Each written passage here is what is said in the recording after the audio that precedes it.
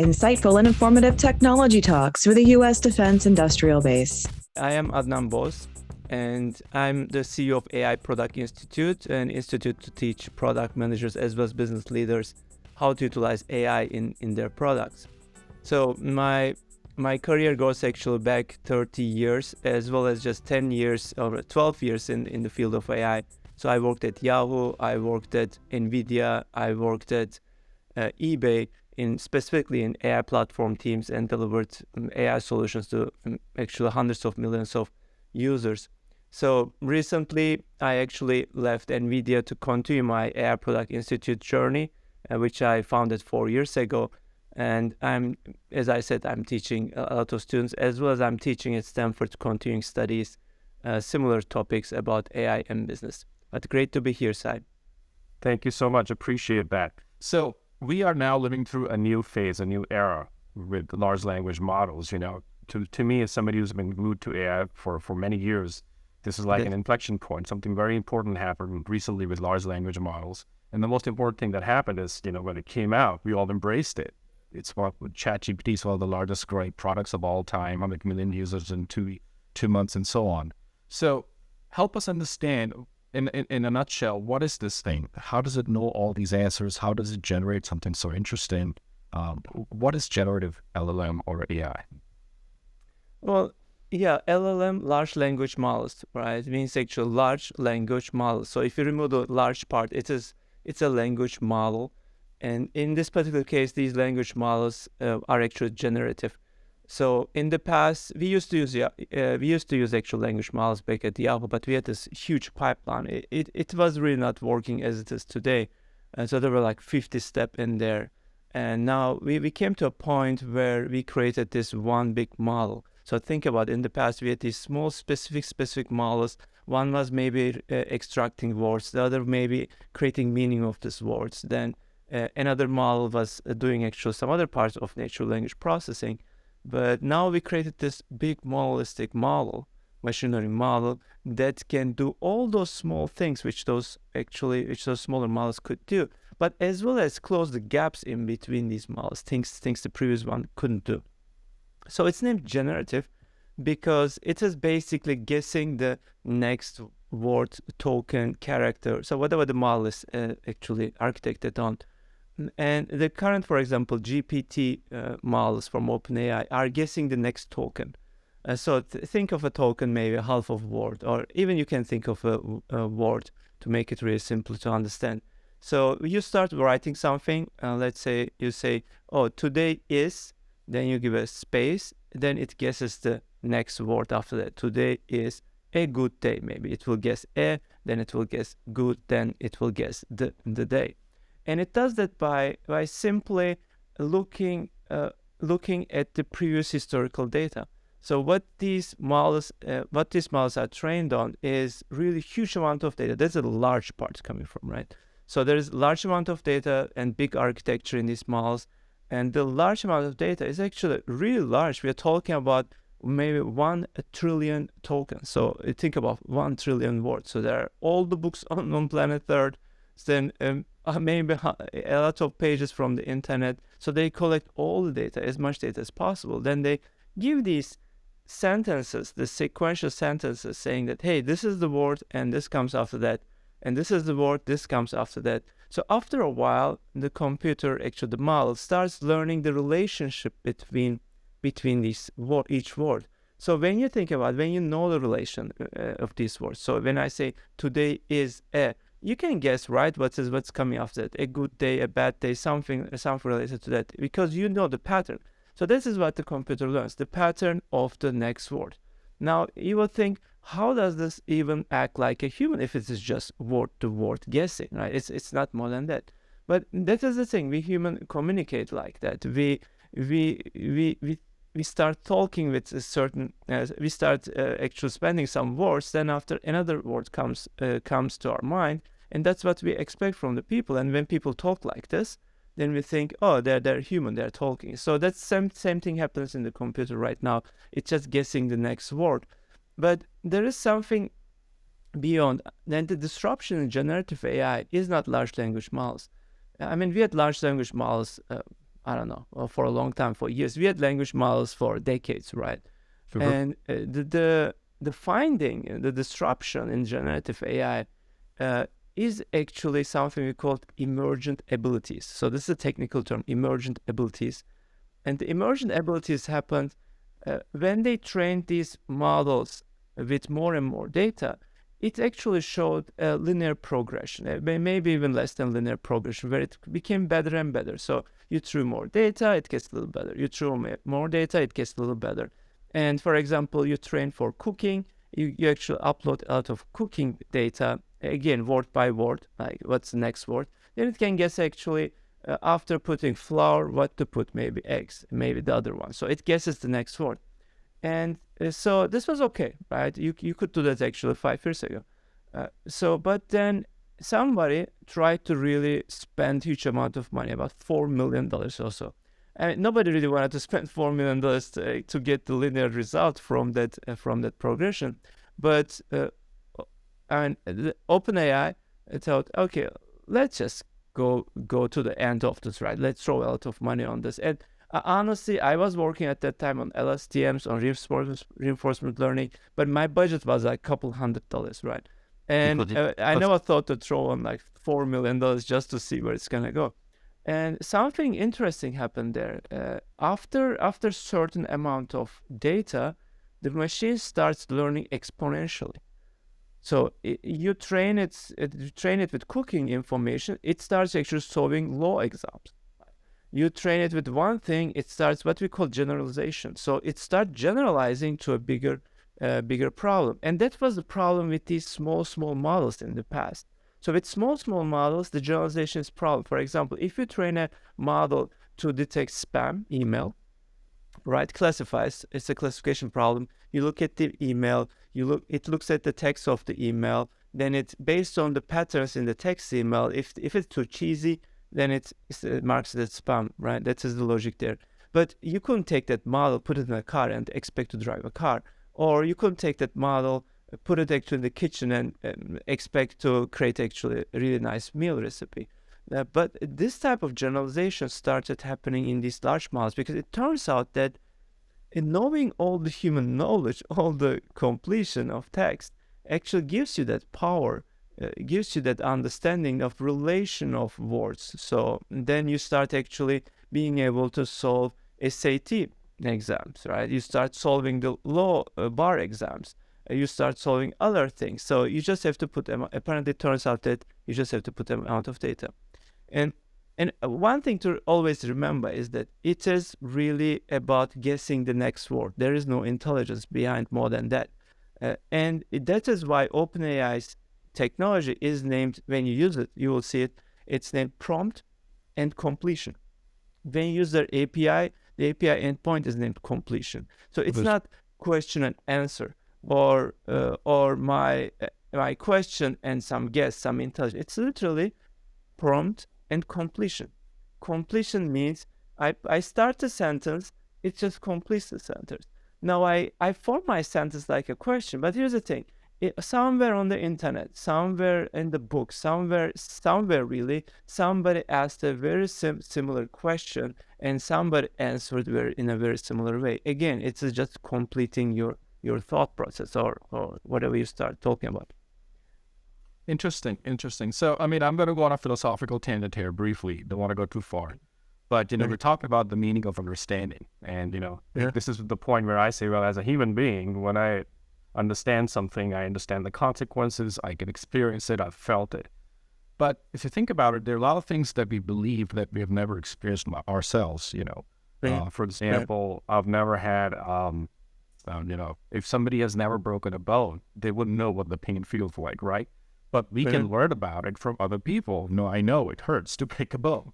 So could you say that AI in that respect is no different from us in that it is accumulating the sense of knowledge, and even if it's developing rudimentary concepts, it's just building on what we are telling it, not something that it has experienced itself.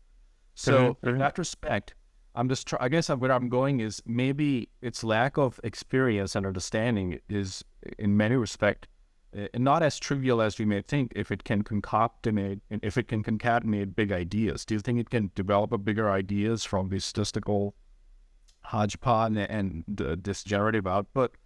Because if it does, then, you start thinking, okay, is it getting closer to human abilities in terms of really understanding grasping the nature of things and then manipulating them from natural level instead of just coming up with a textual prediction at the end of the plot. Is that making sense? It does. And I mean, we are getting these questions a lot nowadays, right? And when you look at from, in the scientific perspective, if we are comparing two things, we need to really understand both. So, and especially we have to understand what we mean by intelligence or what we mean by human understanding. I think this is where the problem lies. We don't know what understanding means, understanding as a word. Like, we don't know, we never described what that means. Maybe we could never understand because maybe it's a qualia, maybe we cannot explain it. Maybe it's a tacit knowledge, right? But here's the problem. As long as we cannot explain it, we cannot compare it, we cannot measure it, we cannot protect it, right? I think that is the first step we have to take. And whatever we're afraid of is actually, after all, let's say a risk, right? You determine that, hey, is this machine going to, I don't know, create human understanding on warfare and then do something about it? Now, well, the question actually comes back to the originator, says, okay, what do you mean by understanding warfare? If you start thinking and diving deep into it, so it turns out that we even don't know what that means. So I think going back, asking ourselves what we're really comparing and turning it into some quantitative information, we can calculate, if we can define that, if we can actually expand it, even qualitative, right? If we can expand on it and identify who is at risk, first of all, right? If you use a risk management framework, it's actually really simple to do these things. So if you understand what is the risk, who's at risk, then actually what is the risk, right? And then how do we manage the risk? How do we mitigate the risk, or how do we control the risk? Then how do we maintain it, and how do we actually prevent it from happening, right? If you look from this perspective to every concern people have, every concern you have, you will actually come up with a solution and keep actually your systems secure and safe. And yeah, that's my question always when people ask, hey, is AI gonna take over humanity? Okay, tell me, what do you mean by takeover? Right? What do you really mean by that? Let's dive into. Or, hey, is AI going to take over my job? So what do you mean by taking over your job? What do you do today? So what is your value? What are your strengths? What are your weaknesses in this area, right? Or similarly, hey, is AI gonna replace or maybe think as good as human? So okay, tell me, what do you mean by thinking as good as human? What are the risk factors which is going into your mind? So who do you think is at risk? So why do you think you cannot control it or manage it or do something with it, right?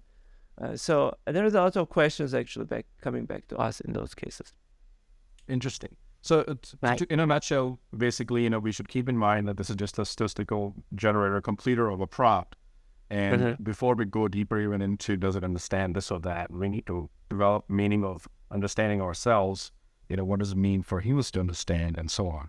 Interesting. That makes a lot of sense. Thank you. So how do you see this technology being applied in the defense industry, especially defense industrial base that supports, large contractors as well as the Department of Defense?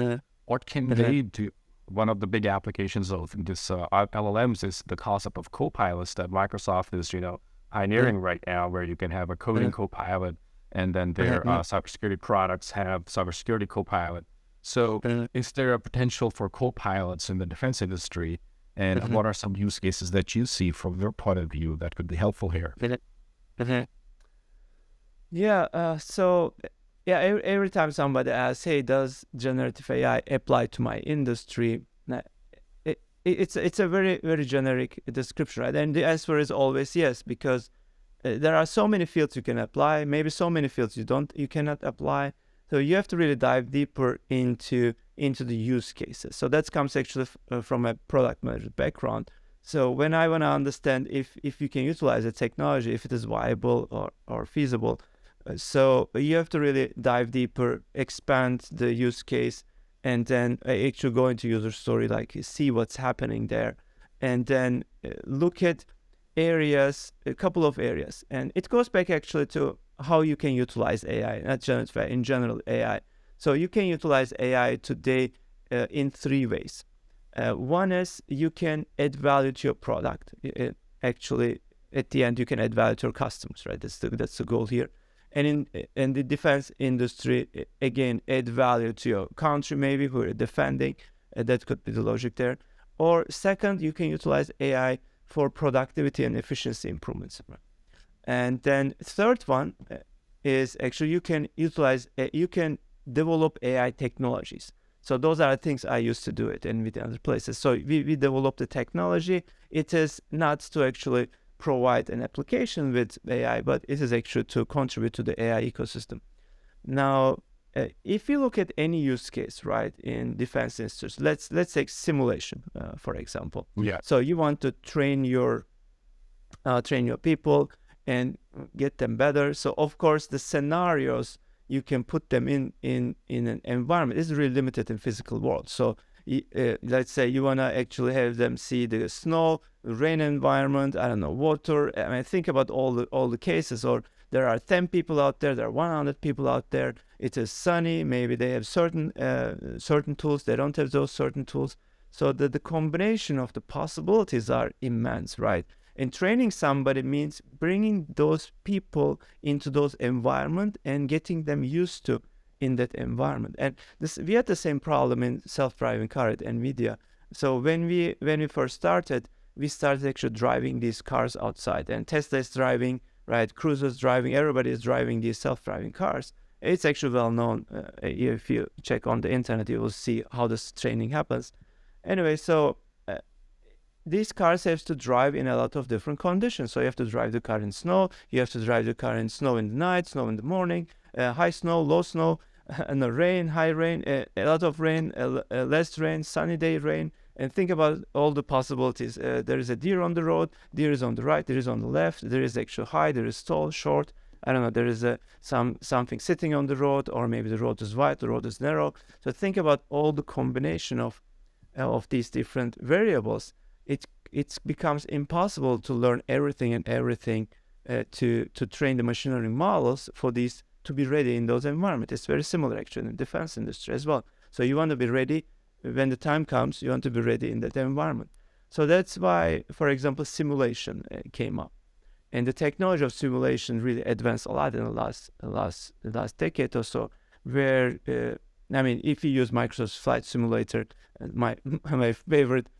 One of the favorites on types of simulations. Yeah, so it's really fun.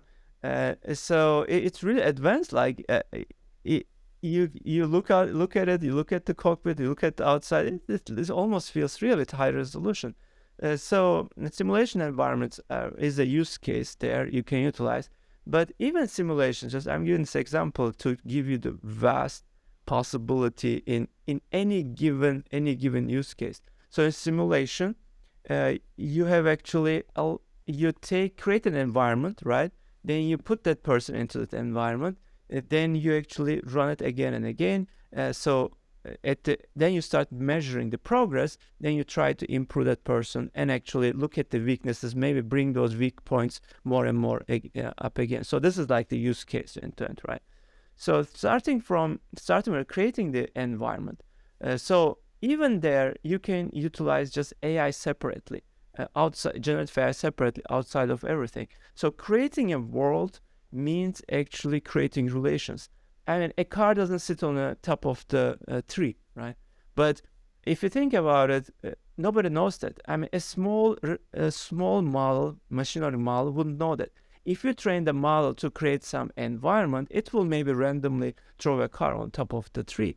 But the generative AI, because it knows the language, human knowledge, it learns that cars don't sit on trees, right? You can ask it to ChatGPT today. I bet, I didn't try, but I'm like 99.9% sure. Of course, it's randomized also a lot, but it will tell you, hey, cars don't sit on trees, right? So when you're creating these environments, in the past, like until last year or so, we had to really code these logic into the simulation environments manually. But today you can utilize generative AI because it knows a lot of human knowledge. You can create much better. This is really interesting. Yeah. So what you just said, you said that in the past, when you had to create these AI simulations, you yourself had to figure out all these relationships between objects and the environment. And you have to kind of brute force your way through this and saying a rock doesn't stand on top of a leaf, a tree doesn't go on top of the car, and so on. Now you can just back with generative AI, like large language model that knows because of the corpus it has, and then use that to inform your main simulation and develop the relationships. That would be a magnificent improvement in simulations themselves. Of course. And I mean, I'm just giving one example in one user story, right? Just think about that, right? I really go deep into it, and we just took one use case, and there is a solution. So think about that. Another area is you do a lot of randomization there, right? When you create simulation, you want to actually create also randomization that optimizes your trainee, right? Optimizes your trainee towards a goal. So, for example, if you want that person to experience, let's say, I don't know, going into a building in a snowy day, and maybe you put on VR glasses and you're the simulation environment. So you start randomizing because you want to have actually maybe small house, a big building, small building, I don't know, 5-story building, where they have to walk up maybe, or maybe building with a closed door, building with an open door, like building with a big door, glass door, wooden door. Think about all the possibilities you have to create. Now, creating even that, coming up with the possibilities itself, right? Coming up with the possibilities was a problem in the past because somebody had to sit down and write, okay, what are the possible door types? It can be wooden, it can be white, it can be glass, it can be high, it can be tall. Right, there is a height variable because randomization is also giving the variables so it can play, giving the ranges with that, so it can play with it. Well, even that was human. Now you can actually utilize generative AI there to come up with the possibilities. If I ask ChatGPT today, what are the possible door frame types? It will tell me all of them, right? Because it has all the knowledge from maybe, I don't know, maybe somebody trained it with Home Depot data, right? Where all frames are recorded already. So knowing that information is really important to create the pool of possibilities to randomize from for your simulation. Plus, it will also know even the parameters. It will know that wood is softer than metal. That's really important information when you're dealing with simulation, because if a car hits a wooden door, or I don't know, if person shoots with a gun to the wooden door, like there are all these actually responses you get back from the environment. Of course, it won't maybe tell you the exact numerical values of the, I don't know, hardness of the steel. Maybe it can know, I don't know, right? But you can even go to that level if you're creating a really very real simulation where you want to have the physical properties of these objects, and then maybe you can even utilize for that. So this is, for example, the second use case, right? One was totally different in the same simulation, in the creating simulation. So we are really deep down into that area. And I just gave you 2 examples, and I can keep going on for years telling possibilities in these areas.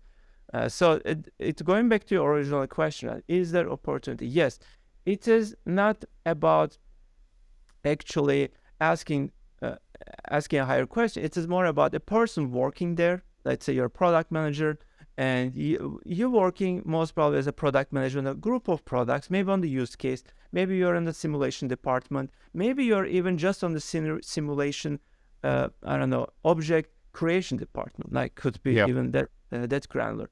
And you have to ask yourself really a couple of questions. This is my use case, and can I utilize generative AI to either, one, add value to my end user, make it better for the end user. Second, gain actual productivity in our internal processes to create these systems. And when you start asking questions in each of the steps of the use case, then I can guarantee there is a way you will find a way to add value. And then go ahead. Yeah, then it's not the end of the story, right? Then you come up with an idea and you say, oh, how about I utilize now generative AI to actually come up with, let's say, variations of buildings. Then, well, that is just a hypothesis. And you say that, can I add value? Add value is actually a metric there, adding value. Second, you want to do something and you want to actually create variations, right? Now, a question, is this feasible? Is this viable, right? I mean, you have to go back now, do your product management work and calculate, hey, how much is that going to cost? How long it's going to take? And do I have resources to do this? Can I outsource this? Can I find somebody to do it? And overall, what will be the ROI of this? So my metric of making it better for my use, what does better really mean? Is it going to be more easier for them? Or is it going to be more cheaper for them? Are they going to gain some time? So then you compare that, and it's interesting. A lot of times it is no. There are a lot of processes we are still better off manual, or we are still better off with a small machine learning model, which doesn't cost you, 1,000th of a cent, which you can call generative AI. It costs per 4,000 tokens, I think it costs 0.0001 cents. But if you think regular machine learning models is maybe 10,000 times cheaper than that. I mean, you can just put it there. It's so cheap, you just hit it. Yeah. So in volume, those small numbers matter. So I use ChatGPT API all the time for training experiments, not for product, but for my own use. And I pay like $20-$30 a month, and I'm just trying it, right? And I'm even not using it for production. And if you use it for production, I can guarantee it's going to start costing thousands of dollars, if not tens of thousands. So as a product manager, we still have to do our job and understand the viability, the feasibility, go through the whole process. So this is where, that's an interesting segue into the open source, commercial large language model budding ecosystem. It's blooming right now. Anybody can go to GitHub and download all sorts of models at this point. At least half of the solid models are available.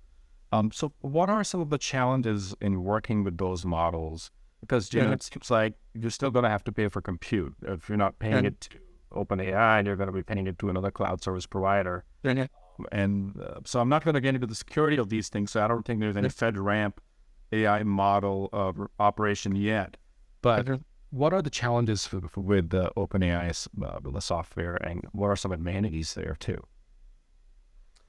So the open source models, right?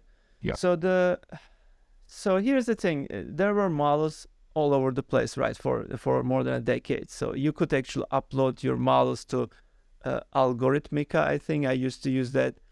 And everybody can use it. So putting a model on the cloud isn't actually on the internet, on the GitHub or somewhere, is really not a big deal. And this is the same thing is happening with LLMs. The difference is that LLMs are big and requires a lot of data to be trained. And right now, I think you can train one about with, I think, $200. It was like, as I said, $4 million to train. It went all the way down to that price. So $200 you can train one. Of course, it's not big. And I read yesterday that another company trained large enough, like we are talking about billions of parameters.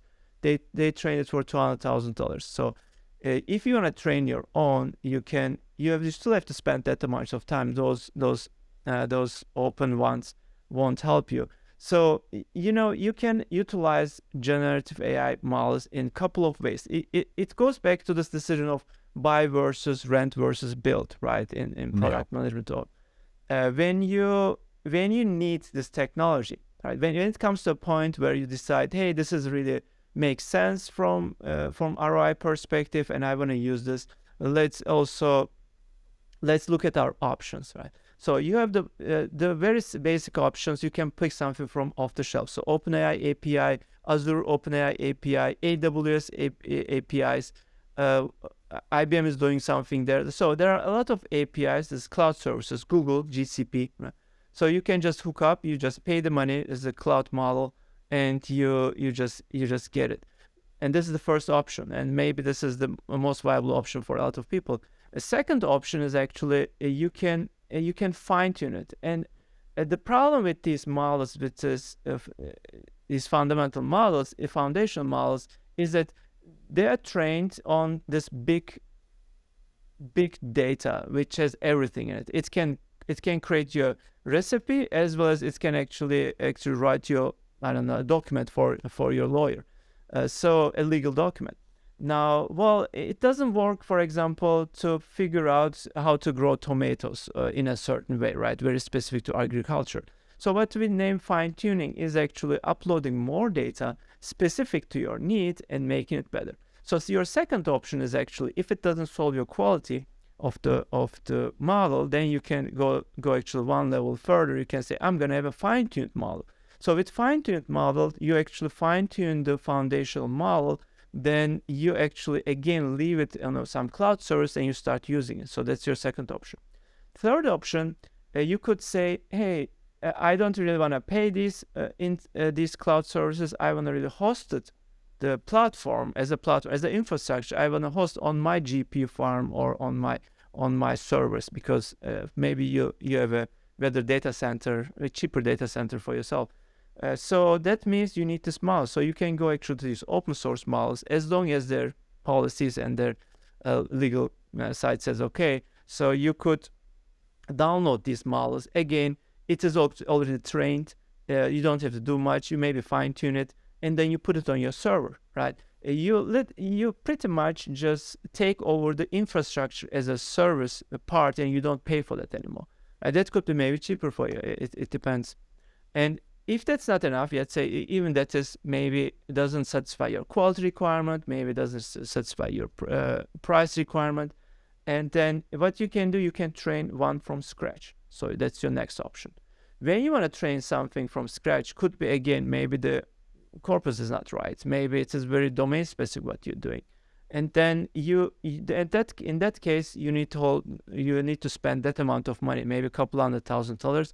Use so many GPU hours to train it from scratch, but then it will be your model. Or that's maybe the one of the last options. If that's not okay, let's say you don't even have budget for that and you want to really go cheap, you can use one of these smaller models, right? Today you can run an LLM on your smartphone. It's a little slower, but it works. You don't need huge hardware. You can actually today run it on your laptop. You can run it on any device, right? So you can go to that route. But again, the decision is really depends on your product. So you have to decide what makes sense for you. And there's another aspect which a lot of product managers skip, and I always underline it. It's your capability model. So, and it goes back into what is your requirement in terms of gaining new capabilities or about your capabilities. If a technology is competitive advantage for you, if a technology you want to use has to be a trade secret, and that is the feature or that is the functionality you want to use to compete with other companies, you cannot pick an off-the-shelf item and compete. I mean, everybody can just hook up the OpenAI model in about 5 seconds. Honestly, it takes me 5 seconds to actually write code to hit OpenAI API. It's that simple. So, yeah. But that cannot be a competitive advantage. So you see today a lot of smaller companies a lot of startups started providing GPT, this GPT, low GPT, Graph GPT, that GPT, and MediGPT, Dentist GPT, and you open the code, and some of them are open source. You see that it's just a regular application. Somewhere in the code, it makes an OpenAI call or maybe Azure call, right? It is so simple. I mean, even a 10-year-old in middle school can do that today. So it is so simple. That cannot be a competitive advantage. You cannot go with that to a market to gain actually first mover advantage or even maybe compete in any product feature. So then this capability doesn't work if that's the case. Then you fall back into other technology, you say, okay, now I have to do it in-house, I have to train. And that automatically changes your cost and changes your options. So when you think about all these capabilities available in the markets, you have to go back, think about your product, your requirements, what you need, your capability requirements, then come back and make a decision. Interesting. So you still have to do all that thorough research and see application applicability in your environment and your business case. Interesting. What would be last few words you would say to the defense industry in terms of caution and things that should keep an eye out as to make and investment decisions into AI, large language models for their work? Last words. So yeah, the responsible AI part, I think, is still valid, and maybe it's more valid than it was before, because responsible AI was in the past something companies just slap a document there. I mean, you would see the company would have a team of, 1,000 data scientists working on technology. Then there would be 1 or 2 people in the responsible AI team. The investment in those areas tells a lot, actually, where the focus is, right? And that was maybe okay because these smaller models, older models, or even deep learning models, right? They didn't generalize. As I said, you cannot take a model that gives you recipes for cooking and put it actually to solve some legal issues on legal documents. Yeah, right. So that wasn't possible. That's why it wasn't. It was important, but it wasn't a high risk, I would say. And although there were security issues, because if you put the wrong model to the wrong place, or if you keep it a black box, it happened a lot, actually, right? Some big companies were delivering goods, not delivering goods to certain people, and there were a lot of problems about this on the responsible AI side. But it wasn't maybe that harmful in the past. Now there are problems, really much bigger problems. You can utilize these technologies to do really harm. So if you take, for example, the GPT models. So OpenAI trained the GPT-4 model, right? The one where it's still in preview, right? The GPT-4 model back in, I think they finished training beginning of 2022, somewhere there, maybe March. So it's like 1 year, maybe more than 1 year ago. And we are still using the preview. And GPT-4 wasn't released until, I think, last couple of months. Right. And for the whole year. So the question is, what did they do for the whole year? And they say they tune it. They actually remove all the garbage. They remove all the bad things from it, because when you train a large language model, it takes all the information you provide from human knowledge, and then it understands pattern in it, and then it actually tries to generate something. And in these sources, there are bad things as well. I mean, people are people, right? There are bad people, good people. There are actually all sorts of stuff bad on the actors. And there are people talking about bad people doing things. So, for example, take our news today. So news is actually not bad editors. They're really good people, but they're talking about bad things. So it is actually teaching. They're teaching people or teaching AI about bad things happening to people, right? Even that information could be taken by this large language models, create a pattern. I don't know how to rob a bank. Right? If there are like 5,000 articles about somebody talking about there's a bank robbery, some news, right? It's not malicious. The editor is not really aiming anything bad, but they're really spreading the bad news. And AI takes that information, learns how to rob a bank. It will learn it. It's so easy. I mean, even a child reads 5,000 news articles about somebody robbing a bank. Or you actually take a book. There are so many fictional books about bad people doing bad things. So you just upload. In fact, I mean, I can check the numbers, but there are like, I think, billions of tokens from uploaded into GPT-4 from books. So I don't know which books those are. I have to check. Actually, couldn't find now, but it is like billions and billions of words coming just from these books, and that means that these, AI models will learn it. Here we go. 12 billion tokens from a book data set, 55 billion tokens from another book that. So it's one token is like it's like 4 characters, half a word or something like that. Yeah. So you can think of divide that by half. There are about I don't know 30 billion words uploaded into it just from books.